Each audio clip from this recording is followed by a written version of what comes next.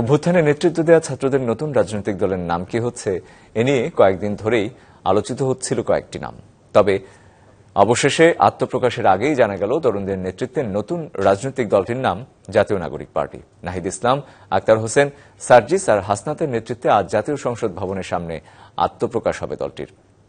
এদিকে সন্ধ্যায় যমুনায় গিয়ে প্রধান উপদেষ্টা ড মোহাম্মদ ইউনূসকে আত্মপ্রকাশ অনুষ্ঠানে আমন্ত্রণ জানিয়েছেন দলটির নেতারা।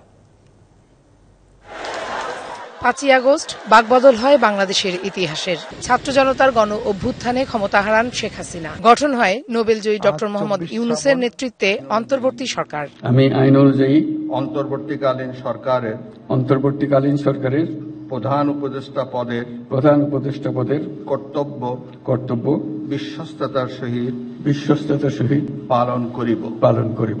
এরপর জুলাই গণ অভ্যুত্থানের প্ল্যাটফর্ম বৈষম্য বিরোধী ছাত্র আন্দোলন এবং পরে গঠিত জাতীয় নাগরিক কমিটির সংগঠকেরা পরিকল্পনা করেন একটি নতুন রাজনৈতিক দল গঠনের। গেল 24শে ফেব্রুয়ারি সংবাদ সম্মেলনে জানানো হয় 28শে ফেব্রুয়ারি জাতীয় সংসদের সামনে বেলা 3টায় নতুন রাজনৈতিক দল আত্মপ্রকাশ করতে যাচ্ছে। বাংলাদেশের 18 কোটি মানুষের আশা আকাঙ্ক্ষার যে প্রতীক ওই জাতীয় সংসদ, সেই জাতীয় সংসদকে সামনে রেখে এই শপথটি করতে চাই। দিনক্ষণ জানানোর পর অন্তর্বর্তী সরকারের তথ্য উপদেষ্টার পদ থেকে পদত্যাগ করেন নাহিদ ইসলাম। দেশের বর্তমান যে পরিস্থিতি, সেই পরিস্থিতিতে একটি রাজনৈতিক শক্তির উত্থানের জন্য আমার রাজপথে থাকা প্রয়োজন, ছাত্র জনতার কাতারে থাকা প্রয়োজন এবং আমরা যে গণতান্ত্রিক পরিবর্তনের আকাঙ্ক্ষা করি সেই আকাঙ্ক্ষার জন্য এবং আমার যে গণ অভ্যুত্থানে যে ছাত্র জনতা অংশগ্রহণ করেছে সেই শক্তিকে সংহত করতে আমি মনে করেছি যে আমার সরকারের থেকে আমার সরকারের বাইরে রাজপথে আমার ভূমিকা বেশি হবে। তরুণদের নেতৃত্বে গঠন হতে যাওয়া নতুন রাজনৈতিক দলের নাম জাতীয় নাগরিক পার্টি। দলটির আহ্বায়ক হচ্ছেন নাহিদ ইসলাম, সদস্য সচিব আক্তার হোসেন। মুখ্য সংগঠক হিসেবে থাকছেন নাসিরউদ্দিন পাটোয়ারি, দক্ষিণাঞ্চলের মুখ্য সংগঠক হাসনাত আব্দুল্লাহ, উত্তরাঞ্চলের মুখ্য সংগঠক সার্জিস আলম। আহ্বায়ক কমিটিতে থাকবেন 100-এরও বেশি সদস্য। Farhana Juthi, DBC news, Dhaka.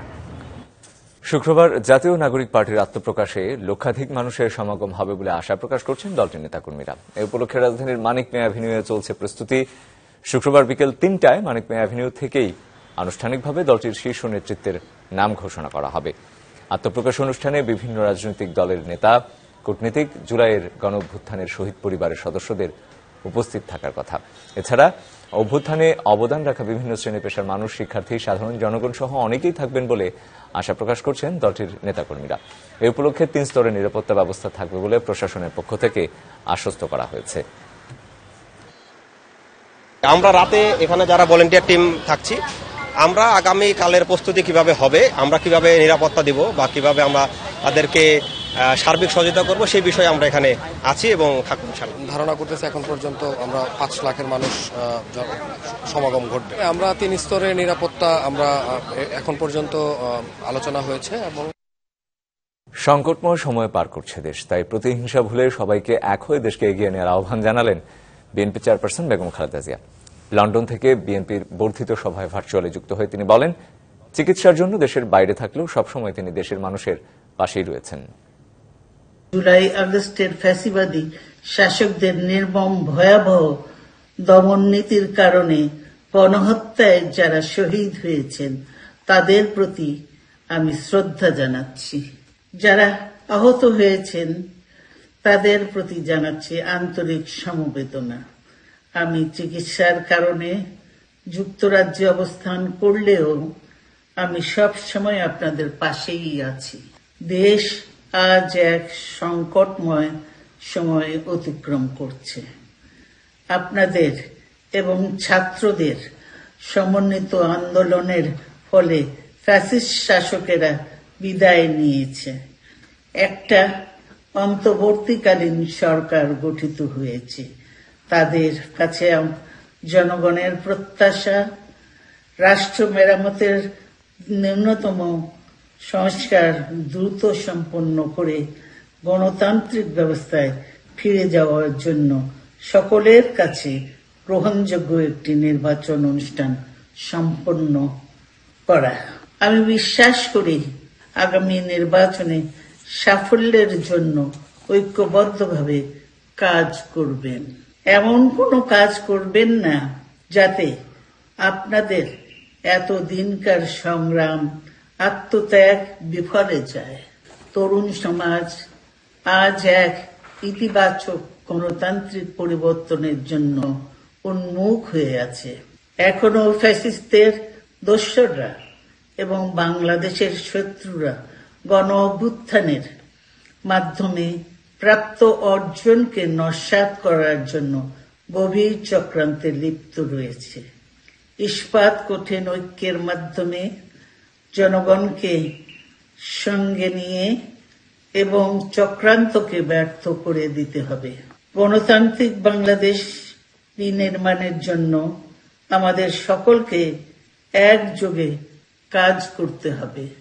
আসুন জনগণকে সম্পৃক্ত করে বাংলাদেশ জাতীয়তাবাদী দলকে পূর্বের ন্যায় আন্দোলন, সংগ্রাম ও রাষ্ট্র পরিচালনায় নেতৃত্ব প্রদানে আরো ঐক্যবদ্ধ এবং সুসংগতভাবে গড়ে তুলি।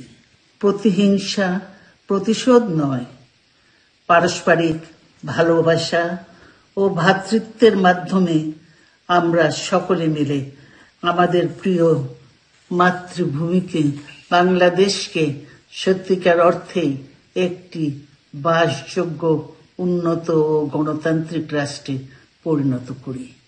সংস্কারের কথা বলে নির্বাচন নিয়ে ধূম্রজাল সৃষ্টি করা হচ্ছে, এমন অভিযোগ করলেন বিএনপির ভারপ্রাপ্ত চেয়ারম্যান তারেক রহমান। সরকারের নিরপেক্ষতা নিয়ে জনমনের সন্দেহ সৃষ্টি হয়েছে বলেও মন্তব্য তার। দলটির বর্ধিত সভায় লন্ডন থেকে ভার্চুয়ালি যুক্ত হয়ে এসব কথা বলেন তিনি।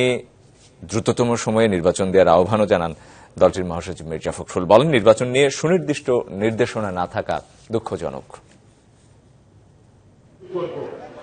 জাতীয় সংসদের এলডি হল প্রাঙ্গণ, 7 বছর পর বিএনপির বর্ধিত সভা। তৃণমূল থেকে নীতি নির্ধারক, 4000-এর বেশি নেতাকর্মীর উৎসবমুখর সমাবেশ। বেলা 11টায় ভার্চুয়ালি যুক্ত হন দলের ভারপ্রাপ্ত চেয়ারম্যান তারেক রহমান। সবার শুরুতে গেল 16 বছরে গণতান্ত্রিক আন্দোলনে দলের নিহতদের স্মরণে শোক প্রস্তাব পাঠ করেন দলের সিনিয়র যুগ্ম মহাসচিব রুহুল কবির রিজভী। গুলি যারা বরণ করেছেন তারা আমাদের মাঝে নেই, তাদের হয়তো অনেকেই আজকে এই বর্ধিত সভায় প্রতিনিধি হিসেবে উপস্থিত থাকতে পারতেন। স্বাগত বক্তব্যে বিএনপি মহাসচিব মির্জা ফখরুল ইসলাম আলমগীর বলেন, নির্বাচন প্রক্রিয়া বাধাগ্রস্ত করতে একটি মহল এখনো ষড়যন্ত্র করে যাচ্ছে। অতি দ্রুত দেশে জনগণের ভোটাধিকার ফিরিয়ে দেওয়া হবে এবং জনগণ তাদের ভোটাধিকার প্রয়োগ করতে পারবেন। কিন্তু আমরা দুঃখের সঙ্গে দেখছি এখনো যতক্ষণ পর্যন্ত সেই লক্ষ্যে আমরা সুস্পষ্ট কোন নির্দেশনা পাচ্ছি না। দলের ভারপ্রাপ্ত চেয়ারম্যান তারেক রহমান বলেন, সংস্কার এবং স্থানীয় নির্বাচনের কথা বলে ধূম্রজাল সৃষ্টি করা হচ্ছে। বিভিন্ন সময় জাতীয় নির্বাচন নিয়ে প্রধান উপদেষ্টার বক্তব্য জনমনে ইতিবাচক ধারণা সৃষ্টি করলেও জাতীয় নির্বাচন নিয়ে কোন কোন উপদেষ্টার বিভ্রান্তিমূলক বক্তব্য, মন্তব্য স্বাধীনতা প্রিয় গণতান্ত্রিকামী জনগণের জন্য হতাশার কারণও হয়ে উঠেছে। স্থানীয় নির্বাচন আগে হলে তা হবে আওয়ামী লীগ পুনর্বাসন প্রক্রিয়া, এমন মন্তব্য করেন তারেক রহমান। আইন শৃঙ্খলা পরিস্থিতির নিয়ন্ত্রণে কাঙ্ক্ষিত সাফল্য অর্জন করতে পারছে না, সেখানে জাতীয় নির্বাচনের আগে স্থানীয় নির্বাচন অনুষ্ঠানের নামে কেন দেশের পরিস্থিতি আরো ঘোলাটে করতে চাইছে, এটি জনগণের কাছে বোধগম্য নয়। গণতান্ত্রিকামী জনগণ মনে করেন স্থানীয় নির্বাচন অনুষ্ঠিত হলে সেটি হবে সারা দেশে পলাতক স্বৈরাচারের দোসরদের পুনর্বাসনের একটি প্রক্রিয়া। সব বিভেদ ভুলে আগামী জাতীয় নির্বাচনের প্রস্তুতি নিতে দলের নেতাকর্মীদের আহ্বান জানান তারেক রহমান। হুঁশিয়ারি দেন শৃঙ্খলা বিরোধী কর্মকাণ্ডে জড়িত না হবার।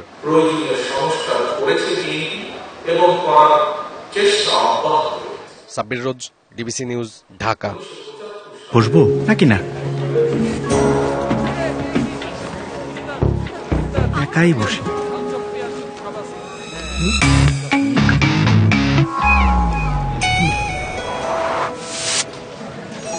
এভাবেই সবাইকে আপন করে নিয়ে আনক্যাপ করো ফ্রুটনেস, রমজানের গুডনেস। প্রধান উপদেষ্টা সহ সবাই বলেছেন ডিসেম্বরের মধ্যেই সংসদ নির্বাচন হবে। কাজে নির্বাচন কমিশনের প্রধান লক্ষ্য সংসদ নির্বাচন। স্থানীয় নির্বাচনের কথা এই মুহূর্তে ভাবছে না ইসি। বৃহস্পতিবার সকালে ঢাকার ধামরাইয়ে নির্বাচন কার্যালয় পরিদর্শনের পর সাংবাদিকদের এসব বলেন নির্বাচন কমিশনার আব্দুর রহমান এল মাসুদ। মেইন আমাদের টার্গেট হচ্ছে, মেইন ফোকাস হচ্ছে সংসদ নির্বাচন। যদি ডিসেম্বরে করতে হয় তাহলে আমাদেরকে অক্টোবর নভেম্বরের মধ্যে আমাদের শিডিউল ঘোষণা করতে হয়। কাজে তার আগে স্থানীয় নির্বাচন করাটা আমাদের জন্য আমরা এই মুহূর্তে পসিবল মনে করতেছি।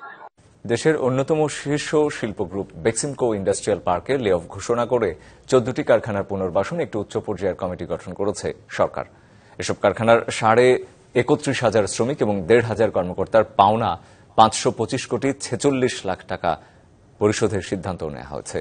এমনটাই জানিয়েছেন শ্রম ও কর্মসংস্থান উপদেষ্টা অবসরপ্রাপ্ত brigadier general M Sakhawat Hossain. February 2025 পর্যন্ত বেক্সিমকো ইন্ডাস্ট্রিয়াল পার্কের লে অফকৃত 14টি প্রতিষ্ঠান বন্ধের জন্য 1,565 জন কর্মকর্তার পাওনা বাবদ মোট 525 কোটি 46 লক্ষ টাকা প্রয়োজন আমরা জোগাড় করতে পেরেছি। জনতা ব্যাংক সহ বিভিন্ন ব্যাংক হতে ঋণ প্রদানের দায়ে, যেটা আগে বলেছে, জড়িত প্রত্যেককে আইনের আওতায় আনা হবে। ঝিনাইদহে ঢালাই স্পেশাল সিমেন্টের ডিলার উদ্বোধন করা হয়েছে। সন্ধ্যায় শহরের ফুড সাফারি রেস্তোরাঁয় উদ্বোধনী অনুষ্ঠানে আয়োজন করা হয়। অনুষ্ঠানে এমজিআই এর senior GM, DGM, assistant general manager, TSBD বিদ্যুৎ ম্যানেজার, জেএস এন্টারপ্রাইজের স্বত্বাধিকারী সহ অন্যান্যরা উপস্থিত ছিলেন।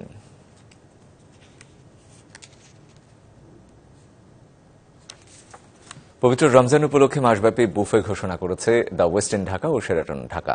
থাকবে দেশীয়, ভূমধ্যসাগরীয়, আরবি এবং উপমহাদেশীয় সুস্বাদু খাবারের সমারোহ।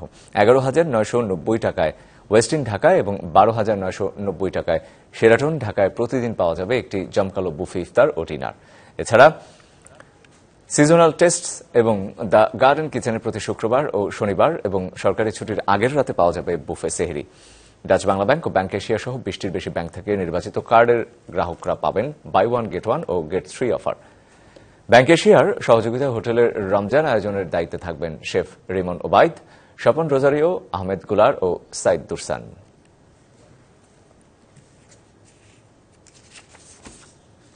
এবারের অস্কারজয়ী মার্কিন অভিনেতা জিন হ্যাকম্যান ও তার স্ত্রী বেটসি আরাকাওয়ের মরদেহ উদ্ধার করেছে স্থানীয় পুলিশ। স্থানীয় সময় বুধবার দুপুরে যুক্তরাষ্ট্রের নিউ মেক্সিকোর নিজ বাড়ি থেকে তাদের মরদেহ পাওয়ার খবর নিশ্চিত করে পুলিশ। তাদের পোষ্য কুকুরকেও মৃত অবস্থায় পাওয়া গেছে। সান্তাফে কাউন্টির শেরিফ কার্যালয় বলছে এখন পর্যন্ত মৃত্যুর কারণ জানা যায়নি, তবে ঘটনাস্থলে কোনো অপরাধের আলামতও মেলেনি। ঘটনার বিস্তারিত জানতে এরই মধ্যে গঠন করা হয়েছে তদন্ত কমিটি। অভিনেতা হ্যাকম্যানের বয়স হয়েছিল 95, তার স্ত্রী আরাকাওয়ার বয়স হয়েছিল 64।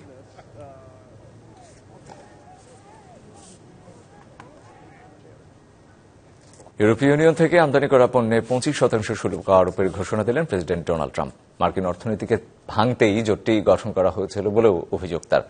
স্থানীয় সময় বুধবার হোয়াইট হাউসের ওভাল অফিসে মন্ত্রিসভার প্রথম বৈঠকেই এমনটাই মন্তব্য করেন ট্রাম্প। মূলত বিভিন্ন ধরনের যানবাহনের আমদানি নিয়ন্ত্রণে আরোপ করা হবে শুল্ক। এছাড়া প্রস্তাবিত গোল্ড কার্ড ভিসা যুক্তরাষ্ট্রের ঋণ পরিশোধে সহায়তা করবে এবং শীর্ষস্থানীয় প্রতিষ্ঠানগুলোতে বিদেশি কর্মীরা আকৃষ্ট হবে বলেও দাবি করেন ট্রাম্প। বৈঠকে বিভিন্ন ফেডারেল সংস্থার কর্মীদের ছাঁটাইয়ের ঘোষণা দেন ইলন মাস্ক। একই সাথে সরকারি ব্যয় হ্রাসে মার্কিন প্রশাসনকে আরও আগ্রাসী হতেও অন্যান্য দেশের সাথে বাণিজ্য ঘাটতি কমানোর প্রস্তাব তার।